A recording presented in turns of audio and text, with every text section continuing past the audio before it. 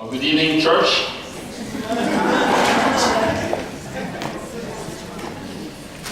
Let me begin by thanking our partners at the Huairou Commission for their suggestion to hold this event, for making the important arrangements for this very, very nice event. I'm particularly delighted to welcome the leaders of women's organizations who have traveled here from as far and wide as Brazil, Nicaragua, Tanzania, and Zambia. And this event celebrates a partnership under our Access to Justice Global Program between the Huairou Commission's Grassroots Women's Global Network, and UNDP, and UN Habitat. It emphasizes our firm view that sustainable human development cannot be achieved without women's empowerment, participation, and ownership of their own development. It also highlights how access to and the ability to exercise land and property rights lie at the nexus of the women's empowerment, environmental sustainability, democratic governance, and socio-economic progress. Dan here knows how deeply I feel about this because we collaborated for a couple of years in the context of the Commission on Legal Empowerment of the Poor, which finished its work in 2008 with a report called Making the Law Work for Everyone, and with some very specific messages also on what we're talking about here today, the importance of women's access to secure rights, to land, and to other assets. It is now over 10 years since the Millennium Development Goals were agreed by governments as, actually they weren't really agreed by governments, but they were accepted as a commitment to tackle the most unacceptable forms of poverty. One of the key lessons from our work on the MDGs is that political, legal, and economic empowerment of women spurs progress across all of the other MDGs, across all the MDGs. Indeed, this was recognized at the MDG Summit in September 2010, where world leaders agreed that investing in women and girls has a multiplier effect on productivity, efficiency, and sustained economic growth. End of quote. That's a very, very important statement right there. But unfortunately, lack of access to land, uncertain protection of property rights, land grabbing, and disinheritance remain critical challenges to human development. In many countries, women are prevented from owning or inheriting land, making it difficult for them to earn a living, provide for their families, or access financial credit. Worldwide, less than 20% of landholders are women. In rural sub-Saharan Africa, women hold less than 10% of the credit available to smallholder agriculture.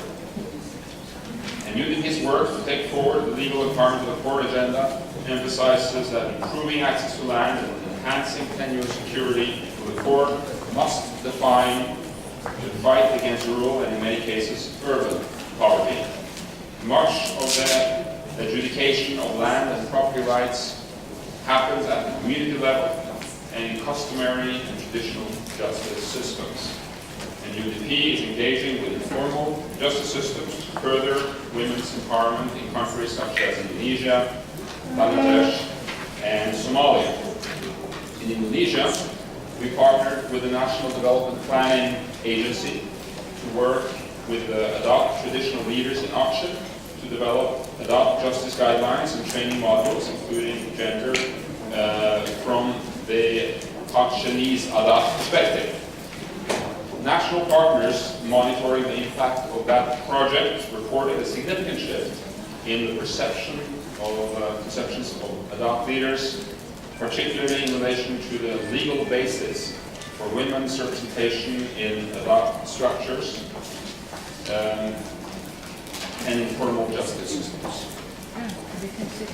UNDP, partnering with UN Women and UNICEF, has commissioned a large-scale study about engagement with informal justice systems from a human rights perspective.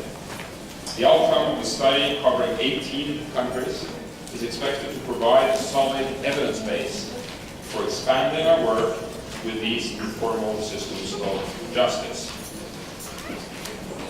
Through this event, we are highlighting our work with the Huairou Commission, Grassroots Women's Global Network, and UN Habitat to document and develop a deeper understanding of women's experience in land and customary justice at the community level in Africa.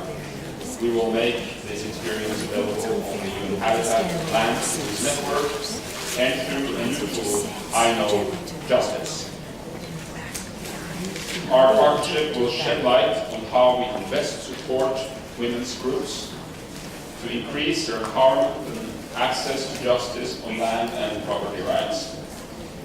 Through the initial baseline analysis of this initiative, we see the stark challenges women face to secure their land and property rights, how women are excluded from the protection of both formal and informal legal systems and are vulnerable to disinheritance, asset stripping, and other violations of rights. And the speakers here today will illustrate that there are already innovative approaches being developed and implemented by grassroots women in communities to overcome these serious challenges to women's rights. They are active in building dialogue with community leaders and decision makers. They know too that building bridges with men is an important strategy so that men can also act as champions for women's empowerment. Through partnership with the Huairou Commission and its grassroots women's organization members and UN Habitat, we want to highlight these strategies that women's groups can use to increase their empowerment and access to justice and land and property rights. I began this evening by talking about the MDGs and stressed the importance of ensuring women's empowerment and access to land and tenure security to accelerate and sustain progress on MDGs and other internationally agreed goals. This is no less true as we look forward to the process of designing a development framework post-2015, the deadline for the MDGs. As a matter of fact, just before this event, I participated across the street in a large briefing with UN member states on precisely the post-2015 development agenda. So it's game on for discussions on what sort of future we want, what sort of goals we need to have, what sort of strategies need to be put in place in order to make progress beyond what we're able to achieve within the current MDG framework by 2015. And this June, the international community will come together at the UN Conference on Sustainable Development in Rio de Janeiro, Rio +20, to discuss progress made in moving towards sustainable development since the seminal conference 20 years ago in 1992. And Rio +20 will likely be, should be, a key building block in developing that post-2015 development agenda.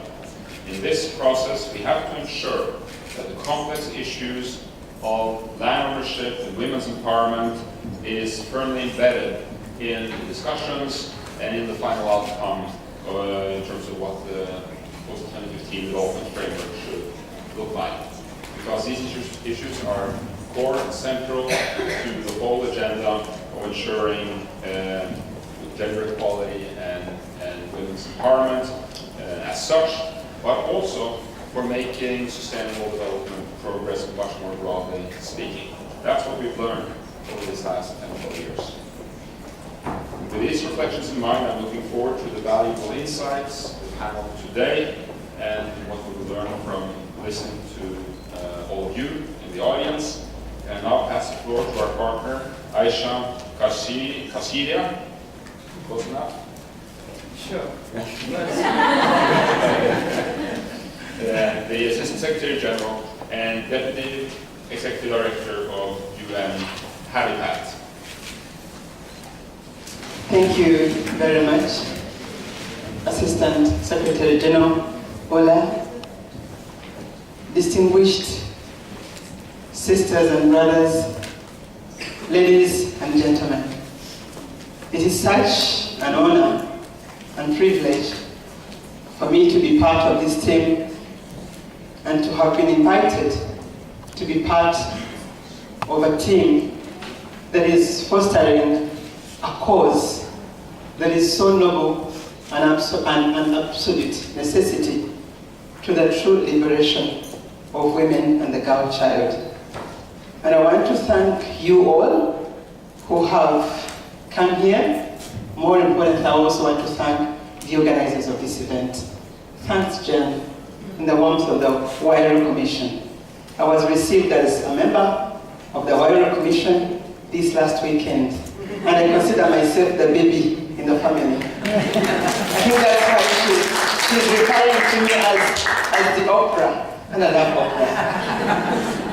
But I think I'll begin off from there, because I remember when I just joined politics, I read an article that had been written by Oprah, and it had one phrase that has always rung in my mind when things get a little tough. And it said that the best deterrence of sexism and racism is excellence. If we strive to excel in whatever we do, then the barriers become so minimal that we overcome. And I think it all begins with the liberation of the mind. And it all begins with a situation like this where people sit and squarely face a challenge that has been here much longer than us. Because I think we all know that one of the key factors of production is land, and it is inelastic. And I think it is from the beginning, I think, of the world that land has been an issue. That land has been a resource that defines identity, that defines a sense of belonging, that defines dignity, that defines security. And what has gone wrong? Assistant Secretary General has given the statistics I had written here. I don't have to repeat it, because I know that we all know what it is like on the ground in terms of the level of access and security, of tenure, of the woman and the girl child in reality. There's a big gap that we cannot run away from. And when we talk about achieving the Millennium Development Goals or sustainable development, I think we have to begin from there. So I want to thank every one of you who is here, because I know that the ideas that will come from here are going to support leaders at different levels to make decisions wisely, engaging women at the grassroots level. So thank you very much. I'd also like to say that on behalf of the UN Habitat, I think we all know that today the world is urbanizing faster than any other time in the history of the world. And when we talk about urbanization, land becomes now an absolute scarcity. It becomes more costly, it becomes very valuable, and I think without security on land, I don't see how we can talk about sustainable development. And times are changing. Years ago, maybe hundreds of years ago, or even just several decades ago, a number of women and the girl child owned land customarily. Maybe it wasn't that very secure, but I think what is of concern is that as we modernize, as we title land, as we acquire land in a more modern way, we lose more the face of the girl child and the woman in that process. And I think what we've been trying to do in the UN Habitat, and I want to thank you very much, ASG and all the other UN family members, together with Huairou Commission and the other stakeholders that we've had, through process of the Global Land Tool Network, we are trying to see whether what we are calling today land policies are actually being implemented the way they ought to be. Are they engendered? Are we sure that the current land policies today are empowering the woman and the girl child sufficiently for her to take part in this development process? And while we do not have really so much to do with determining the pace of urbanization. I think we have a lot to do with engaging people to be part and parcel of this process. And that's why for us in the UN Habitat, engendering development, ensuring security of tenure for the girl, child, and for the woman is fundamental to sustainable urbanization. And we are committed to this, and we are going to work with our national governments, we're going to work with our Habitat Agenda partners to ensure that this is clearly highlighted, and we are going to work with you to advocate for this positive change. Because I think it's only then that we make relevance. People like me, to sit in an office where I do sit, I present the voice of the woman. It should not be just a number. It has to be an impact, and it has to make a difference to the ordinary woman, wherever she is, and to the girl child to be more secure and safer than maybe women were 20, 30, 40 years ago. Secondly, we are also thinking that when we talk about governance, when we talk about empowerment, we want to be sure that those beneficiaries, actually their voices are clearly heard. Because it's not appropriate for me as a leader to say I'm inclusive, to say I care, to say I provide, and say it by myself. It's always better for me to set a program, but to listen more. And I want to thank the leaders of the grassroots women, that you are our voices, you are our ears. And I want to thank this forum that we are coming together to discuss as leaders on the same table, to challenge one another, so that whatever we get from here will again be very true, realistic, genuine, and reflective of the actual situation on ground. I had the opportunity, I think a lot of things have been said by my colleague, but briefly, maybe I'll share with you one thing that has helped me in my various positions of leadership that I've been blessed to have, because at some point in the 90s, I was a member of the civil society, I worked with the civil society. Then late 90s, I worked with government. 2003, I was member of parliament. And then I was mayor of the city. And today, I am Assistant Secretary General UN Habitat. But the biggest question has always been to me, what gives me confidence and assurance that I'm serving? What gives me confidence that actually I'm a true leader? I think the best indicator is the face and the life of those that we serve.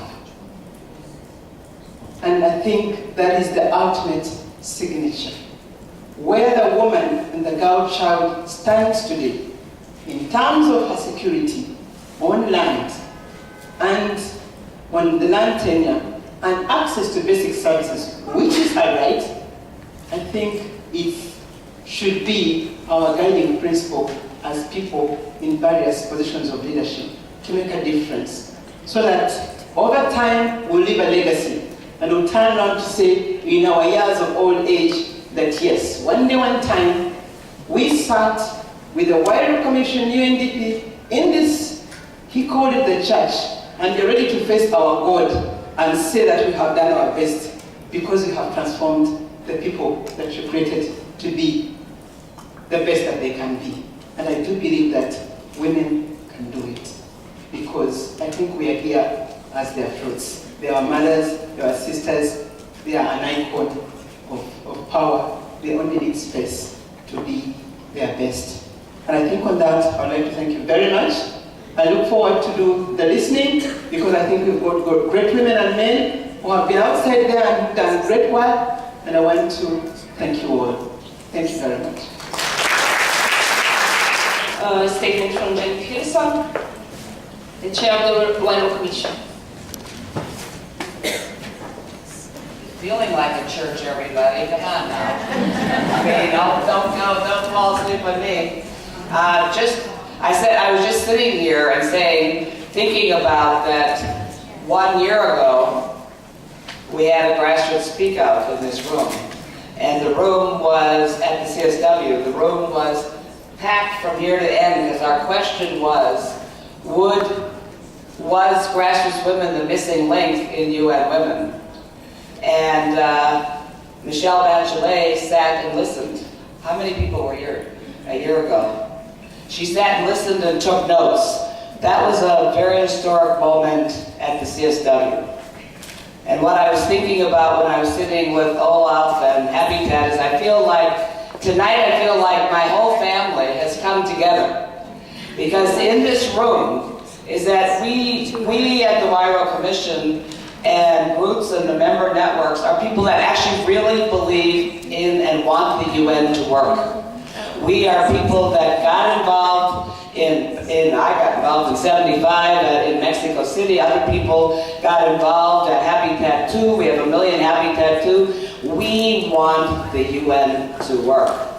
We look for places to be in consultation, advisement, and partnerships with the UN. So we are thrilled to see beginning to see the results, not only of our work, but of UN work.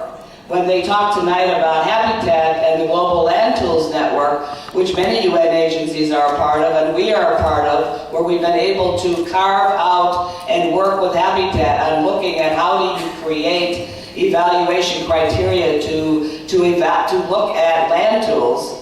Or you work with, I met Olaf before on this Commission of Legal Empowerment of the Poor, and we sat there, and I remember there was a day I walked into his room, I said, well, actually, are we going anywhere, Olaf? Now that we've had all this, because Norway, underneath it all, is the country, and I'm the biggest supporter of Norway, and not because we've had their money, it's because Norway has steadily supported women.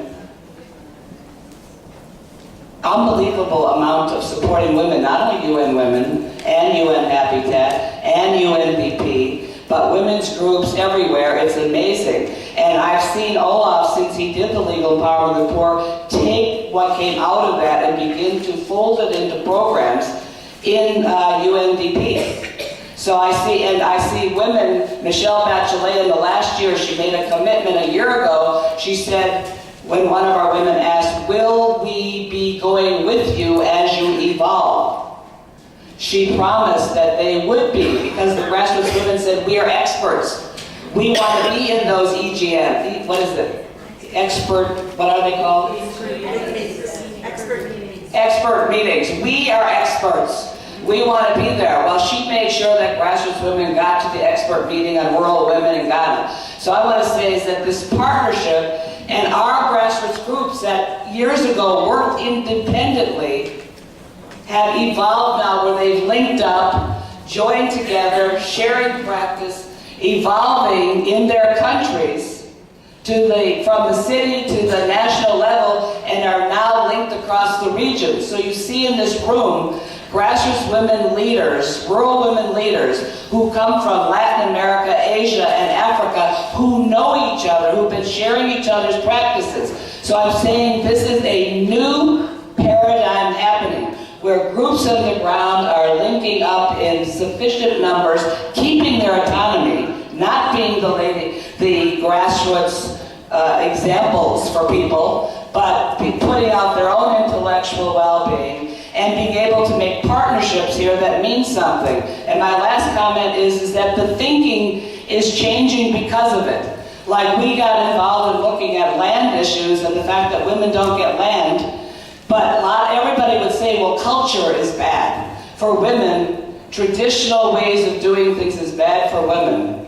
Well, guess what? We have found out the grassroots women are finding out that they're able to make more gains with traditional leaders on securing land than they are from the formal systems. So we're beginning to I just want to get across tonight when you hear the women speaking, is that we're looking at what's really going on the ground. Not just what some researcher who comes from some university someplace goes out and finds, because she doesn't involve the grassroots women in the research, but what are people really saying? And there's a lot of things we still don't know. One is we need to look at different land ownership models. We need to look at the whole rural-urban, which is my colleagues at Habitat are saying, a lot of women go to the urban, but they need the rural because they have to have food. It's a safety net. So I just want to say, I want to end with that because I want to set a tone that what you see in the room is an amazing gathering of practice and linking up in partnerships, in new ways, in dialogues. That means we struggle periodically. We fight with the UN. We're not afraid of the UN. We need the UN because they can do things we can't do. But we can do things they can't do. And I think we're beginning to see how this synergy may work. We don't know it all yet, but we're getting there. So I just want to give this back to Katya and welcome you all, but get a vision that this is really important. I know it's 7 o'clock at night. You had food. Be wide awake. Good night to everybody. Thank you very much, Katya. And I didn't receive any training to speak looking at my presentation being behind, so I have to stand up to follow my presentation. That's fine? Okay. So I start talking about a bit about, of course, we are here to talk. Becca? No? Oh. I can consider that kind of, how can I say, a coup against us. Okay, so of course the theme of the session is grassroots women solution to empowerment, sustainable livelihood, and land justice. Let's see. My name is Patricia Chaves, with an S. I'm from Brazil, not from Venezuela. And our organization is a feminist space for democracy and human rights. We are based in the northeast of Brazil, which is one of the poorest areas of our country. And of course, we are member of the Huairou Commission. Espaço Feminista is a civil society organization, as I said, based in Recife. Our mission is to give a contribution towards the empowerment of the most marginalized groups of women, and we are working with women from different backgrounds and areas, and I'm going to explain a bit about this. We link women from different areas, urban and rural, linking urban and rural issues, which is very important. It's the base of our organization. We don't talk about urban issues separately from the rural issues, because women were most affected, especially in my country, by the rapid urbanization process, which took place between the 60s and the 80s, between the 60s and the 80s. We are talking about a country in which 8% of the population is already living in the cities. And it's not because they like the cities, because they were exploited from the rural areas to give place for the green revolution and the land concentration.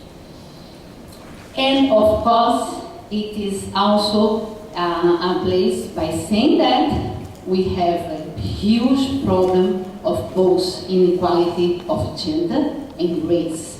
If you look into poverty, poverty is not a homogeneous situation. If you look into the poverty, you are going to see that most of the poor people are women and black people. That's how we organize ourselves. We are from the state of Pernambuco, and in the state level we have a forum called Women's Forum of Pernambuco.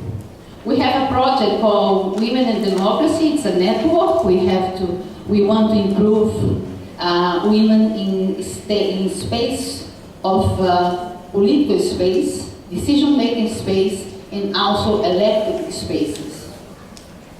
We have the Articulación Regional, and it's gone to Huairou Commission, and the Articulación Feminista Mercosul, which is for the Latin America, and also in a global arena, we have the Huairou Commission. Next, please. As a feminist women's organization, our main issue is land, and that's why we are here. Why land? Because land is power. It is a fundamental issue for women's economic and political empowerment. By saying that, we work with 3 different groups and with 3 different issues. Land regularization, because we are talking about a country that in which 30% of the population live in slums. So they live in informal settlements, in inadequate areas, and not because they don't want to be in formal areas, it's because they don't have access to land, urbanized land. Also, we talked about agrarian reform. Not the one that the World Bank is proposing, but the state agrarian reform as a way of fair distribution of power and fair distribution of assets in a society in which inequality is so high. And we also work with the quilombola regularization, because in Brazil, as many of you might know, we came from a very perverse period of slavery, and 48% of our population is black Brazilians, and they don't have their land, their territories regularized. Next. 5 minutes, oh my God. We have increased grassroots women's participation in this decision-making process through land and housing campaigns, through Huairou Commission support, and our target is to reduce gender inequality, improving the access and control over land and housing. I have to run.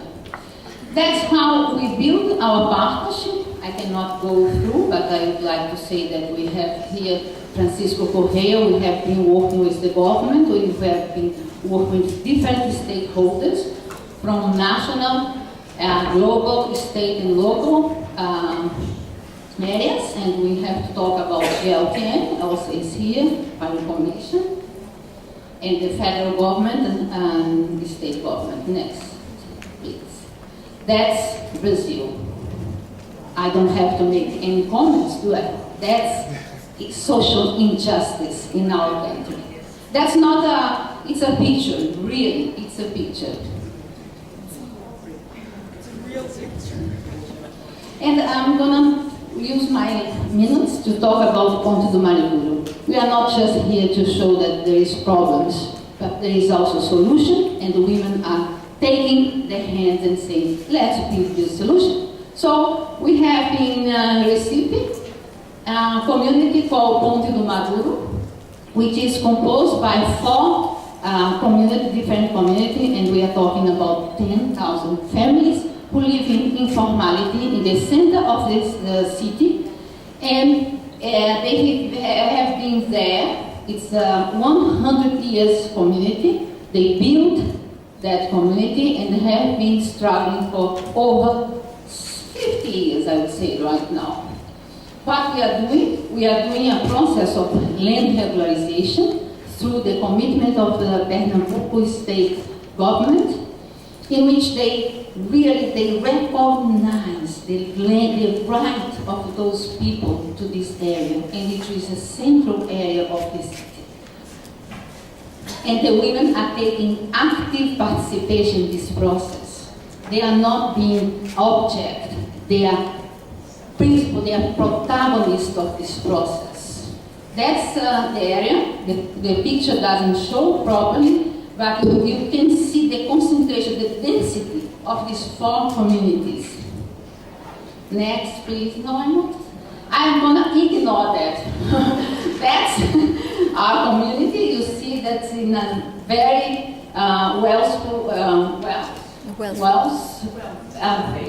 neighborhood, and you can see the difference. Okay? Our process, we have established a permanent space forum for dialogue, in which we have the local committee, in which we have different stakeholders. We have university, you have researchers, you have government, and we have also Espaço Feminista, and we also create a conflict resolution space, a commission, because there are a lot of problems. When you start a process of regularization, it's not a clean process. And I have to say that in Brazil, only 8% of the process of land regularization comes to an end because of this kind of problem. So we set up a conflict resolution committee that's led by grassroots women. We also have an international shared committee in which we have High Commission, GLPN, also the regional office for Latin America and Caribbean, and we have other partners as Aisha from Pratt Institute University. And a committee commission in which we have 25 leaders, among them 12 or 18 are women. That's our international committee. Go ahead, Becca. Kat is going to show me. That's us in the community, but I want to go a bit further, so go keep on. Land regularization, why we are focusing on a concrete expense of land regularization, in which by September, 10,000 families will receive the land titles. Because land regularization is a process to empower grassroots women, they need the land title. They need to know that they are not going to be removed from that area, which is a central area. Ensure sustainable livelihood for those women, because it's near everything, and they can use their houses for small business and to really have a sustainable livelihood. Bring land justice to this marginalized group and give grassroots women access and control over urbanized land, because it's going to be followed by a process of land upgrading as well. No. Land justice in urban and rural areas. We are talking about redistribution of land to those who are historically denied the right to own land, which is the case of Brazil. In Brazil, until very recently, women could not have the title of land. In a country that is one of the worst, has the worst land concentration, it means that more than 50% of the agricultural land is in the hand of only 1% of the landowners. That's land injustice. Bridging the experience of Ponte do Maduro to other rural areas and linking urban and rural groups. That's what we do. We link urban and rural groups. I'm finished. Don't worry. That's the landless movement, and we have here someone from the landless. That's people struggling to have a plot of land, to have dignity. And we have experience. I do not have time to explain, but we are moving from this situation to that. That's the experience called mandalas. That's the experience in which women, and we are doing this how can I say, in areas that were already subject of land reform, state land reform. And we are building 20 of these models of mandala to improve livelihood of rural women. And we are working together with our government. Francisco José is here, he's going to speak about the experience. And we are improving women's access to diverse public policies. We have many partnerships with diverse areas of our government, opening the dialogue with other areas, social, economic, and political area, and ensuring grassroots women space and voice in the formulation, implementation, and monitoring of both urban and rural areas. Becca? I'd like to thank you, everybody, for the attention. Meu nome é Francisco José Queiroz Oliveira, sou membro do governo de Pernambuco, especificamente como gerente da Casa Civil e assessoria política do governador Eduardo Campos, o presidente nacional do PSB, Partido Socialista Brasileiro, e eu gostaria de saudar inicialmente a todos e a todas, através da simpática figura da representante da UNDP. My name is Francisco Correia, and I would like to say good evening to everyone and thank everyone. And I am the manager of engagement with municipalities and civil societies. I work with the governor of Pernambuco, and I would like to really thank Patricia and also this whole process with support of the UN Habitat. Esse pleito, a legalização da terra de porco naturo, é um pleito histórico, tem um valor simbólico muito forte no governo do Estado, porque foi uma luta iniciada pelo Dr. Huairou, que foi governador de Pernambuco em 3 ocasiões, e o liderança é conhecido internacionalmente e nacionalmente. E por coincidência, é o avô do governador atual, Eduardo Campos. E para nós é importantíssimo a celeridade dessa luta. Okay, he's saying that for the government of Pernambuco at the moment, this process of regularization of this area is has a high value, very symbolic value, because this struggle began over 50 years ago, and the governor who promised the regularization 50 years ago to the people who first settled there is the grandfather of the governor who finally had the political will, and because of the women's strong organized, and put this regularization in the government's agenda. So it's really a true commitment in his administration.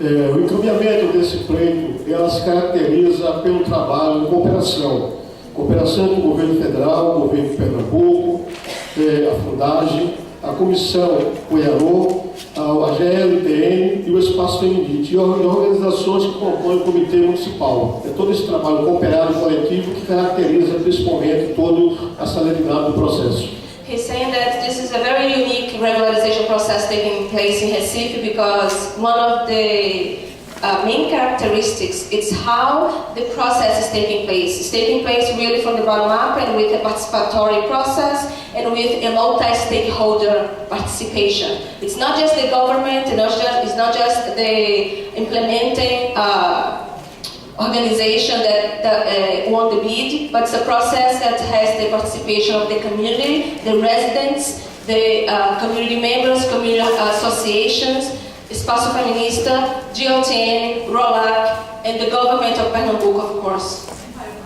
and Huairou Commission.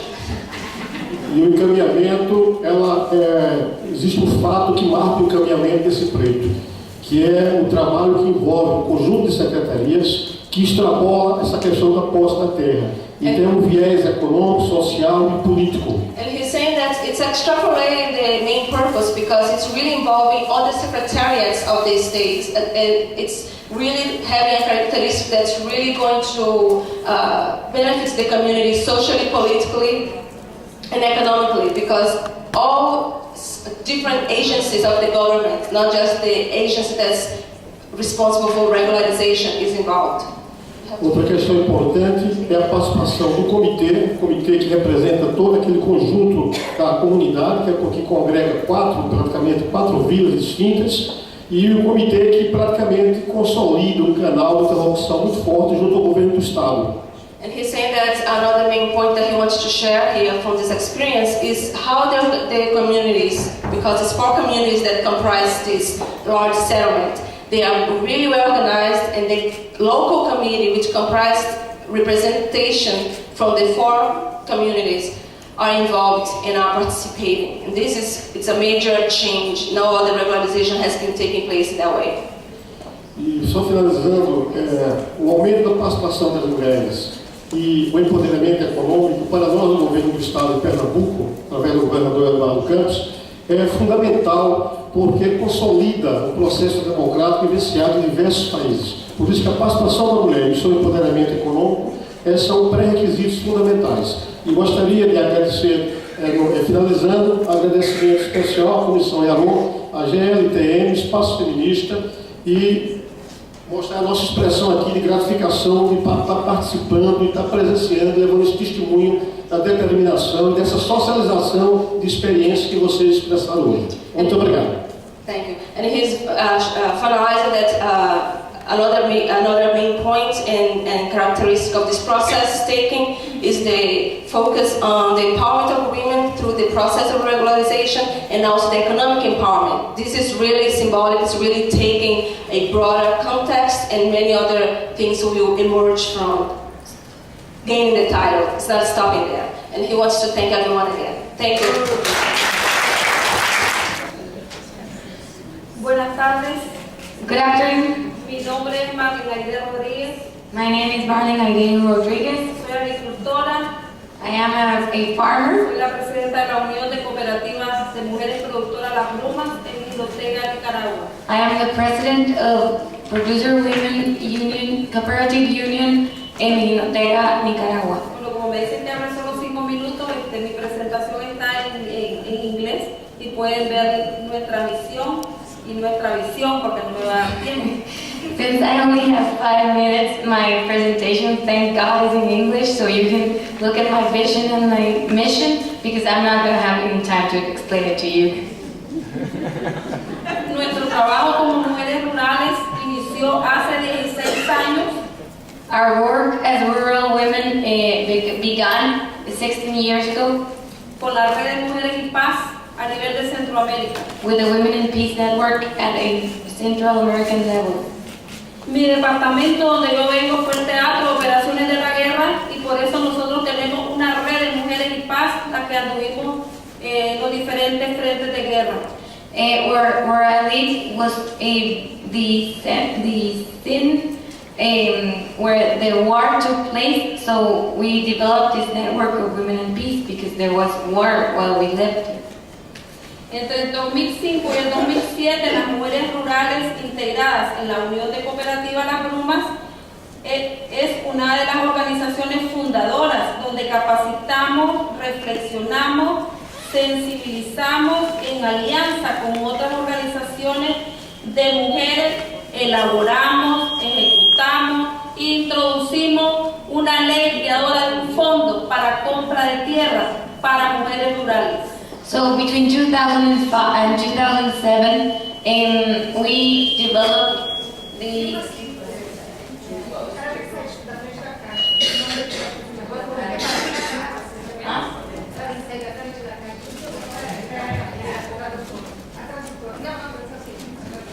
we created the law on the creation of a fund for the access to land with gender equity for rural women's initiative.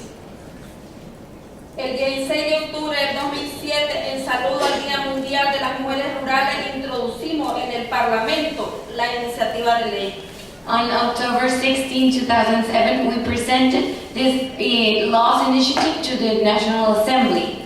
Participamos e incidimos en los espacios públicos a nivel local, nacional y regional para la promoción y elaboración de políticas en beneficio de nosotras las mujeres rurales. We participated and made political advocacy at governments at all stages in benefit of us rural women. Y hemos realizado marchas, movilizaciones en la Asamblea Nacional durante el 2008 para ejercer presión para que se aprobara la iniciativa de ley. We made a public protest march in 2008 so that this initiative was approved and we could get the law to create this fund. Yo creo que es importante mencionar que no está ahí, pero en el Parlamento hay diferentes bancadas y no todas están de acuerdo con apoyar a nosotros las mujeres. I think it is important to mention that it is not there, but in congressmen and women in Nicaragua there are different groups and not all of these groups are wanting to support the women's actions. Acciones de incidencia que promovimos desde el 2007 hasta el año 2010. Now I'm going to talk about the actions, the advocacy actions we made from 2007 to 2010. Envío de cartas de petición a las diputadas y diputados en el proceso de lucha para reivindicar el derecho humano a la tierra de las mujeres rurales. Ustedes saben que la tierra es un derecho humano y como campesina es de donde nosotros nos alimentamos. We sent various letters petition letters asking for us to have the right for land back, because as you know, having land is a human right that to us women and agricultural women is very important because it's from which we survive. Las movilizaciones que nosotros hacemos al Parlamento son pacíficas, ¿verdad? No llegamos a hacer escándalos, sino que lo que llegamos a hacer es a ofrecer nuestros productos y decirle que a pesar de la poca tierra que nosotros tenemos, producimos y garantizamos la seguridad alimentaria. The public protest march that we do, they are pacific, and what we do is that we go to the congressmen and women and we show them what our products are and what we are doing with the little land we have. ¿Cuáles han sido nuestras estrategias? Our strategies. Medios de comunicación. We have used información, media communications, información y capacitaciones, also information and capacity building, movilizaciones en todos los niveles, mobilizations in all the levels, marchas pacíficas, also public pacific walks, alianzas con otras organizaciones afines a la nuestra, and also partnerships with other organizations that work with us, cabilderos, lobbying. Los mecanismos que hemos utilizado son reuniones para recoger firmas. And the mechanisms we've developed is to create meetings in order to collect signatures. Conmemoraciones festivas, o sea, si un departamento tiene su feria o alguna fiesta que va a celebrar, nosotros ahí estamos. We also celebrate important dates for us women. Alianzas con nuestros gobiernos locales. Alliances with our local government. Encuentros con otras organizaciones. And also we make fairs to give out flyers and explain what we are doing. Bueno, quiero decirles que el 5 de mayo del 2010 el Parlamento, pero específicamente la bancada del Frente Sandinista, que es el partido de gobierno, en saludo al 30 de mayo, el Día de la Madre, fue aprobada la ley 717, creadora de un fondo para compra de tierra para las mujeres rurales. So finally in 2012, May 2012, we got this law approved in order for us to have a fund to buy land. Nosotros lo que estamos solicitando, bueno, ya digo que ya no tengo derecho a hablar. Now I don't have any more time to talk, but we're asking for the local governments and the national government. Sabemos que la tierra es vital para la soberanía y la seguridad alimentaria. We need land for food security and for the livelihoods, to improve the livelihoods of women and families and communities. Y indispensable para el empoderamiento de las mujeres. Si no tenemos tierra, si no tenemos recursos, es uno de nuestros recursos, no vamos a estar empoderadas. And land is necessary for the empowerment of women. If we don't have land, we don't have anything to work with. Y para terminar, consideramos que es urgente la asignación de recursos para la implementación de esta ley, por lo que esperamos que el Gobierno de Reconciliación y Unidad Nacional, que no nos vetó la ley, sino que nos la mandó a inscribir en el mes siguiente de junio y está en la Gaceta Diario Oficial 111. So we are asking to this government, the Nicaraguan government, that who accepted this law and created this law to help us to have a budget for this fund. Y esperamos que como gobierno, junto a las otras agencias donantes comprometidas por la lucha de las mujeres rurales, nos apoyen para obtener el presupuesto inicial para beneficiar a 1,000 mujeres a nivel nacional a través de este fondo. Yo quiero manifestar que nosotros no estamos pidiendo que nos regalen la tierra. Aquí esta ley dice que nosotros la vamos a pagar, porque como mujeres somos muy responsables y sí, nosotros nos hemos ganado ese derecho. Muchas gracias. So I'm not asking for them to give us the land as a gift, because that law says that we're going to pay for this loan and this credit. So we're asking for them to give us the credit, and as women, as rural women, we're going to fight for our rights.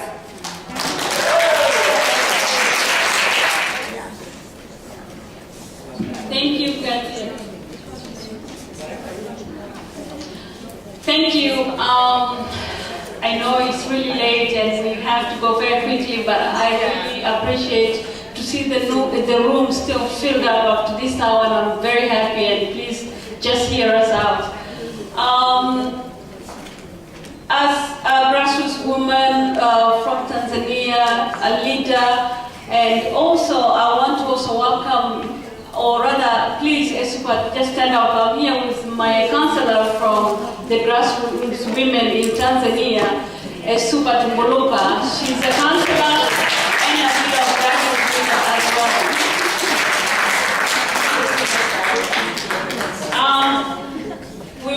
We will talk together. She will do the next slides. I want to thank you again, especially the Huairou Commission and the UN Habitat for working with us throughout this time and for making sure that we gain more and more support as we struggle to fight for our land as women who, again, as I continue to hear, landless women. We have a lot of land. It's unfortunate that our laws and policies are not necessarily well situated for women. So in partnership with the Huairou Commission, UN Habitat through the GLTN, we have been working to ensure that those policies actually work for us.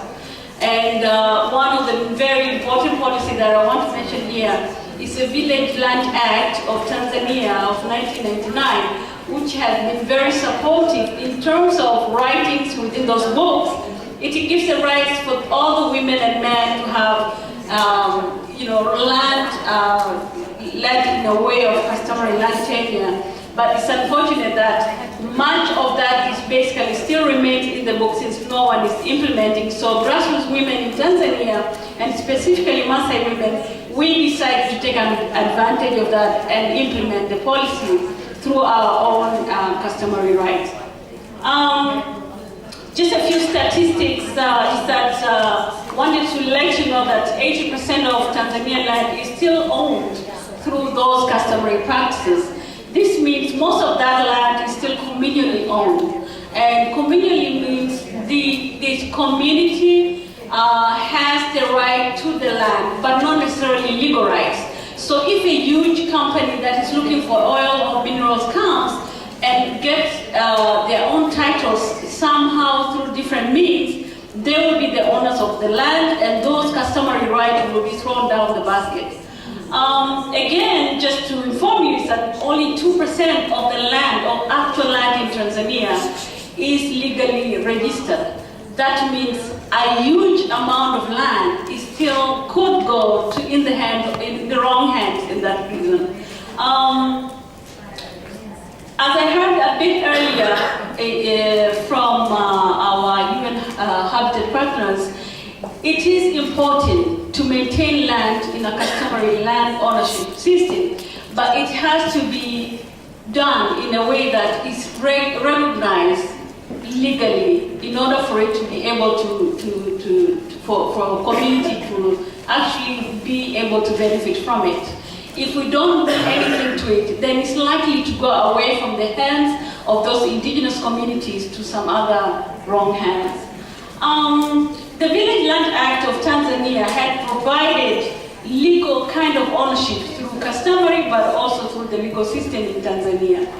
And of course, MWEDO, the Maasai Women Development Organization, has provided different ways or means through the partnership with Huairou Commission, GLTL, to ensure that this land is owned with the women. Next slide, please. As you see, one of the issues that has happened is to ensure that that Village Land Act, which is our own laws, very important laws in Tanzania, are made useful through the communities that we work in. Next. So these are the three main strategies that MWEDO has been working on, or rather using, to ensure that these women access land. One of the very important, and here I want to recognize the importance of the local-to-local dialogue that has been spearheaded through the Huairou Commission and other indigenous organizations. The local-to-local dialogue has made sure that we meet with our own local partners and including the national level government to negotiate with the communities to ensure that those issues that are planned with the communities are also the same ones that are planned with our governments. Another specific strategy was how these women are empowered. In our local communities, we realize that individual women are not necessarily going to do it well as if we have them in networks, but also if we make sure that they are part and parcel of decision-making processes as leaders within their own communities. And I want to say this is one of our very inspiring leaders in Tanzania. The other thing that we do nowadays is to try to make sure that since we do not see much of the credit coming our way, we try to involve women into small saving, things like revolving funds within their own system, including village banking, and so that they can save in order to be able to actually get those certificates through small ways of savings. But another strategy has been to ensure that that land that we acquire is actually useful. And as you know, Maasai women, they like livestock. Livestock is their main livelihood. So we have a lot of projects that includes livestock, but also agriculture and enterprise development. And therefore, that land can also be used for their own small enterprises. And of course, the other way is that we have made sure that we use traditional leaders to get through the community, because there is no way that we can deal with traditional ways or practices without necessarily going through the leadership. And one of those very important leaders that we have within our own communities are the traditional leaders, and they do know different things that they can also teach us as we continue to work with them. And therefore, we work with them in the area of land use planning, demarcation, and also things like seasonal planning. Next.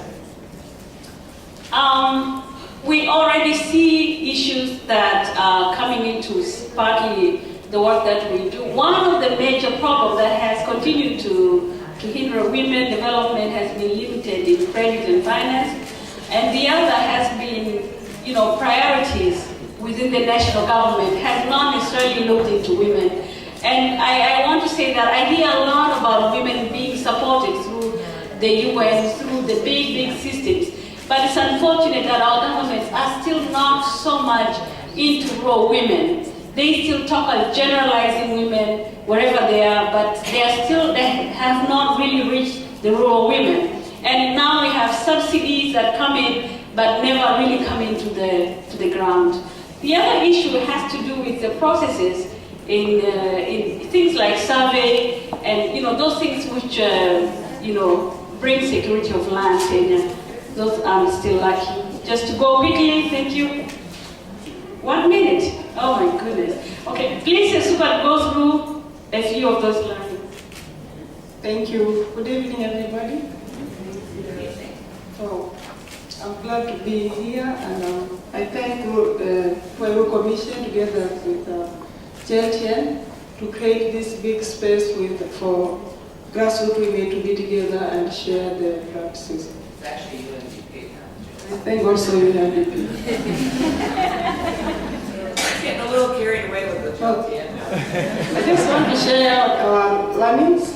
Together, women have a voice and understand their rights and land to land and other resources.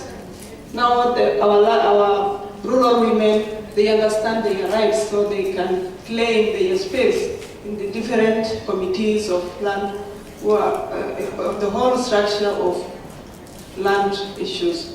Another thing is rural grassroots women play an important role, community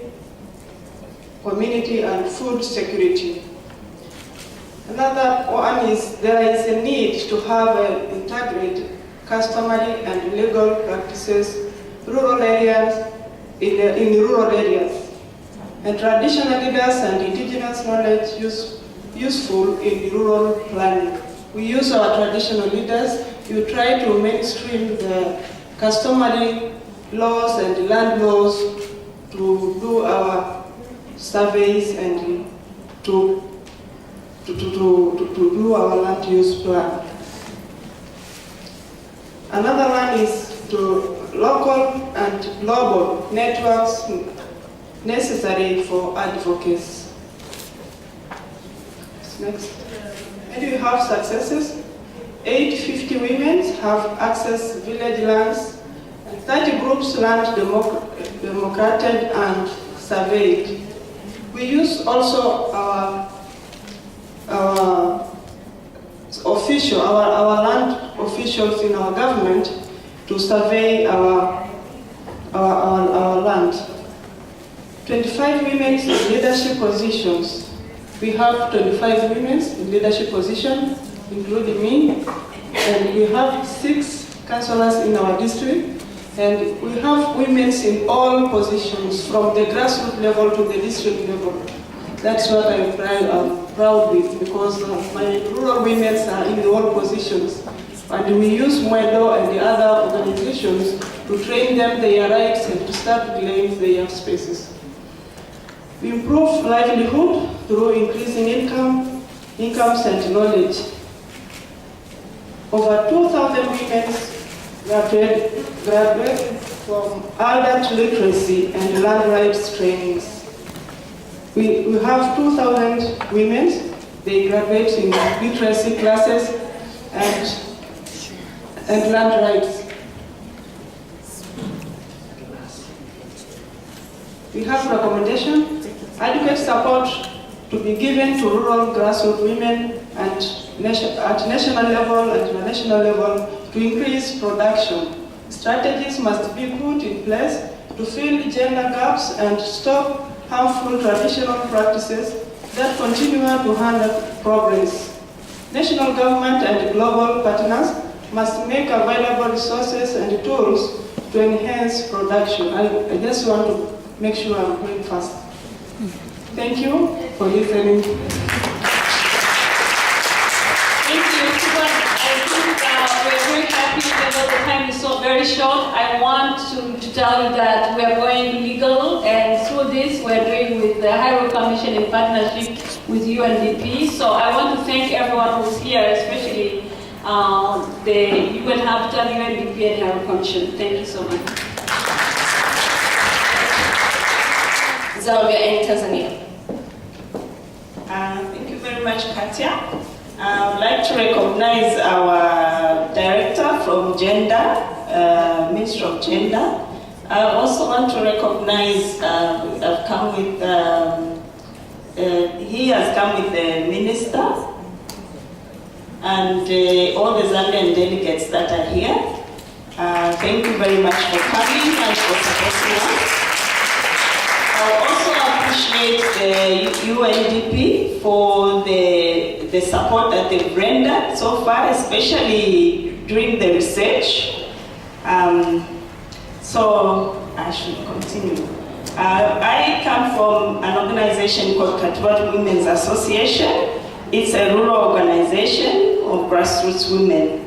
The background is mainly that we were registered in 2009, and we have just about 1,000 grassroots women as members in all the 6 wards of the constituency. We're looking at the projects, we're looking at land rights, livelihood, agriculture, food security, and income generating activities. Our background in terms of land issues is that land, we have 2 land systems. One is under customary tenure, the other one is statutory tenure. And we also have a Zambia land policy. Under these provisions, we have the following. Those are the features. I won't go into them much, but probably to highlight just a few. That traditional rulers are administrators of land under customary tenure, and we also have statutory tenure, but I'd also like to mention that under our constitution, we have provisions that are not very good for women in terms of inheritance, in terms of acquiring land, like under Article 24, or A and B of the Constitution, discrimination is allowed in terms of inheritance. Discrimination is allowed in terms of marriage. So basically, that's what I'll say about the features. Under customary tenure, and I would say that a lot of women in Zambia are in rural areas, so they experience the customary tenure system. And I can say that this system is many times a patriarchal system, meaning that the men get more land than the women. And then also that we have the matrilineal setup, meaning that if you are a child, you are a child of the mother much more than a child of the father. Your lineage of inheritance should be your mother, not your father. The patrilocal setup simply means that when you get married, you are going to go and stay with your husband's family or on your husband's land, family land. And that in itself creates problems, because then you won't be able to inherit that land since it's family land and since it's your husband's family land. And in case the husband had to die, it would be very difficult for you to inherit that land. The other situation is that in marriage, your husband is supposed to pay lobola, and in that sense, you are sometimes regarded as part of his estate, or just something that he keeps with him to help. Women also experience lack of financial resources, meaning that they are not able to buy land. They do not have enough resources. There's also the fact that land, customary land, can be converted, and when it's converted into statutory tenure, it can never go back to customary, unless the tenure elapses. We probably have something like, if somebody gets tenure for 14 years and that elapses, then it will revert back to customary land, but they are able to renew that tenure system. Women have lack of transport is not efficient. Okay. The strategies that we use the human rights-based approach to our determining how women get or acquire land. We see women as marginalized, and therefore they need to prop up their rights to land. And we also use the local-to-local dialogue, which is an open forum and is a way in which local land management bodies are engaged to integrate gender and women's issues in their decisions on managing land allocation. Grassroots women participated in the dialogue and they present empirical evidence. They testify in front of traditional leaders who will then make up or talk to them about how they can assist them. And I think in this space we have somebody, Mary Saidi, can you stand up? I don't know if she's there. Yes, she's one of the women who we assisted, and she has acquired land. Her land was almost taken away by one of her cousins. Another culture is that her cousins who are from her auntie's side are more able to get land or inherit land than the actual children. So we negotiated with the traditional leaders that she can get back her land, and she's in the process of getting that land and putting title to it. We also have paralegal processes where a few women who have learned a bit about our legal system are able to advise other women who fall into dispute situations, and so they are able to be helped or being referred to lawyers if their cases are complicated. We also do case conferencing where we meet with different stakeholders or government officials to assist us with the land disputes that are there, for instance. For instance, we have the victim support unit, the palace committees, the councillors, and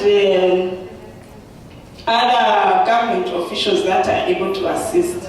From that point, I would like to ask our director from Gender, Ministry of Gender, to come and say a few words.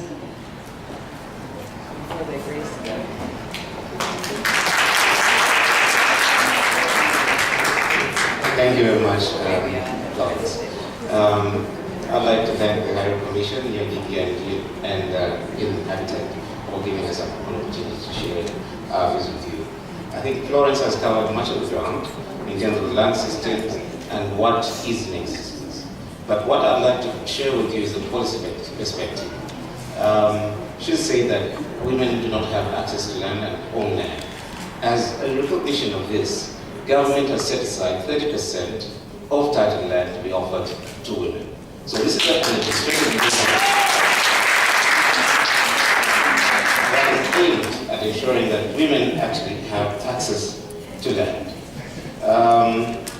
In terms of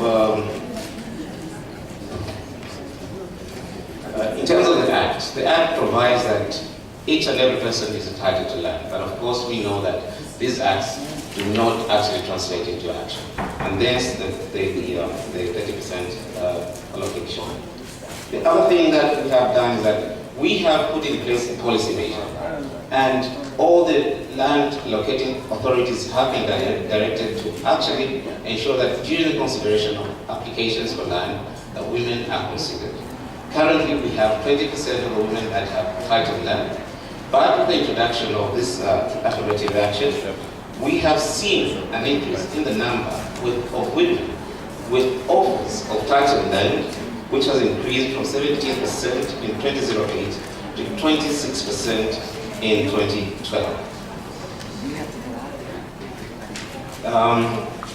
In terms of the patriarchal system, we note that most of the land, which is 96%, is under the customary land tax system.